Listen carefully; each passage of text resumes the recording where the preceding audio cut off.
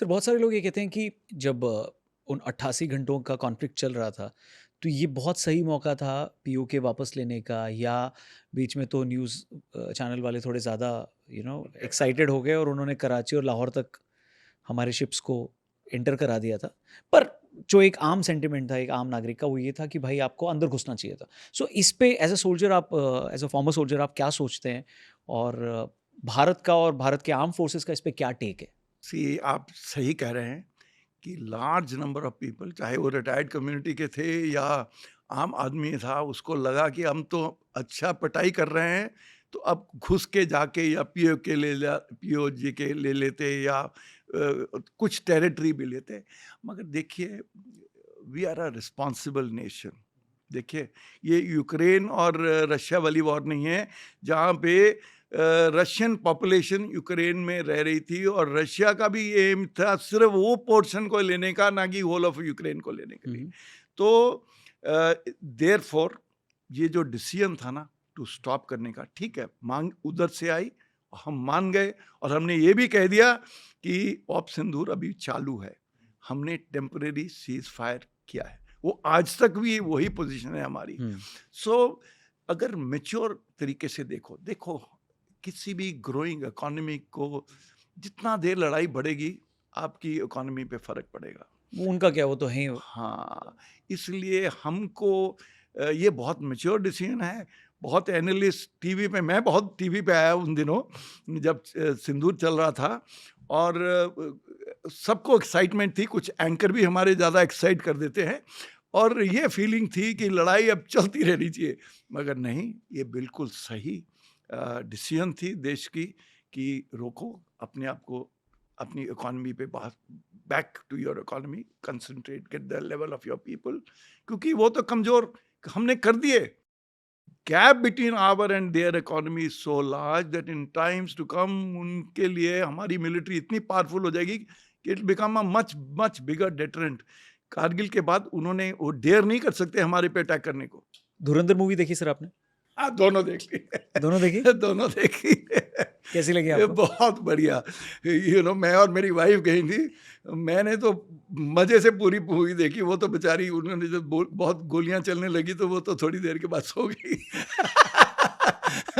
मगर मूवी बड़ी अच्छी थी हुँ, और हुँ। मज़ा आया और फिर मैंने पढ़ा भी उस एरिया के बारे में। वो जगह है ना कराची लियारी। के पास, लियारी जो हाँ। जगह है, उसके बाद में मैंने समझने की भी कोशिश।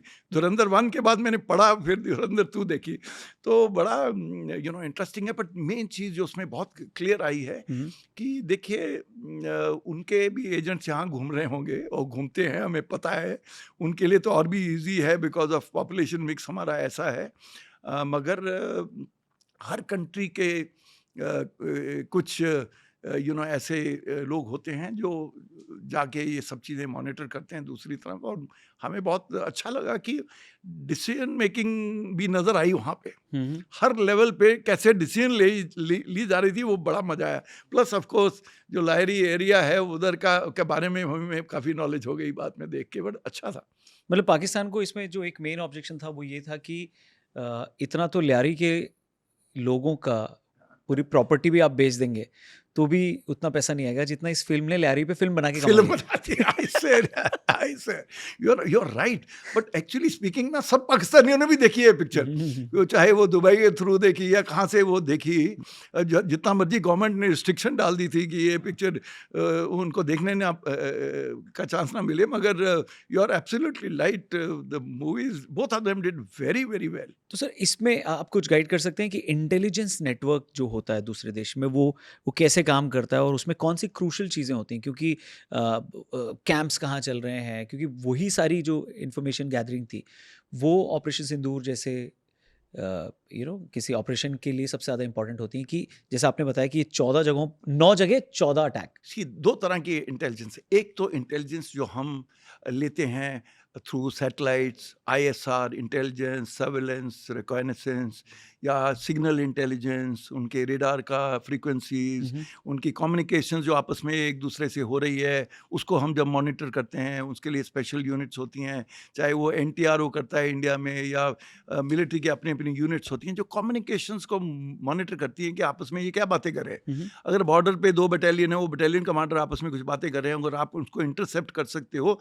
तो आपको मालूम हो जाएगा कि इनका कोई प्लान तो नहीं हो रहा, ये क्या प्रॉब्लम चल रही है इनके, आज इनको राशन आया कि नहीं आया, क्या मतलब तरह तरह की चीज़ें। एक तो एक तरह की इंटेलिजेंस होती है जिसमें हम मिलिट्री बिल्कुल इन्वॉल्व रहती है डायरेक्टली, बट कुछ इंटेलिजेंस होती हैं जिसके बारे में हम सबको नहीं मालूम है, खुफिया एजेंसीज करती हैं, इंडिया में सुनने में आता है रॉ करती है या और जो भी एजेंसी होंगी करती हैं।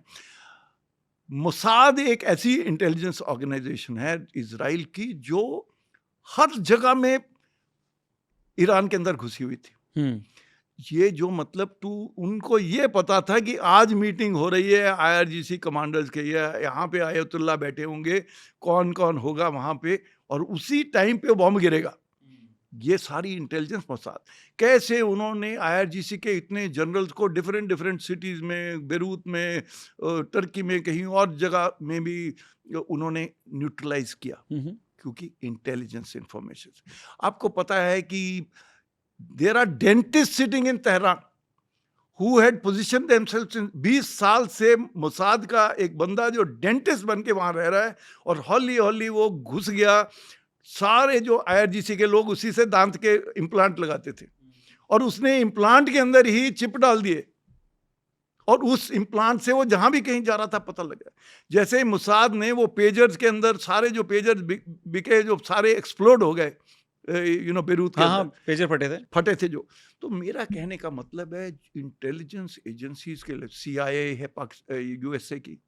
सर वो दांत वाला बताइए क्या था वो? देखिए, एक डेंटिस्ट था तेहरान में जो 20 साल से वहाँ रह रहा था, वो बन के आ गया था मोसाद का बंदा। पूरी वहाँ लैंग्वेज ईरान की भाषा पर्शियन बोलता था, सारों के साथ उसने अच्छा डेंटिस्ट था, बेस्ट डेंटिस्ट गिना जाता था।